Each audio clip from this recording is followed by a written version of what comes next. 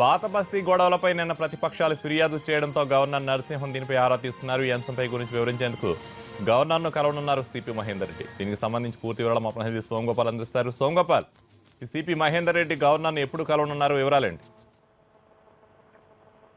మరి కాసేపట్లో సిపి మహేందర్ రెడ్డి రాజ్భవన్ లో గవర్నర్ తో సమావేశం కానున్నారు. ముఖ్యంగా పాత బస్తీలో ఎన్నికల సందర్భంగా జరిగిన గొడవలు, ముఖ్యంగా కాంగ్రెస్ పార్టీ నేతలపై ఎంఐఎం కార్యకర్తల దాడి, ఆ తర్వాత మరికొందరిపై దాడి, ఎంఐఎం నేతలపై కేసులు నమోదు కావడం, ముఖ్యంగా ప్రతిపక్షాలను కూడా పాత బస్తీలోకి ఎంటర్ కానికుండా అక్కడ ఉన్న పరిస్థితులు, వీటన్నిటి నేపథ్యంలో నిన్న అన్ని విపక్షాలన్నీ ఏకమయ్యాయి. ఒకవైపు ఆల్ పార్టీ నిర్వహించాయి, ఆ తర్వాత ఎలక్షన్ కమిషన్ కు ఫిర్యాదు చేశాయి, ఆ తర్వాత గవర్నర్ దగ్గరికి వెళ్ళి మొత్తం పరిస్థితిని నిర్వహించారు. ఈ నేపథ్యంలో అసలు పాత బస్తీలో ఉన్న పరిస్థితులపై గవర్నర్ ఆరాధిస్తున్నారు. దీనికి సంబంధించి 11:30కు రాజ్భవన్ కు రావాలని సిపిని ఆదేశించారు.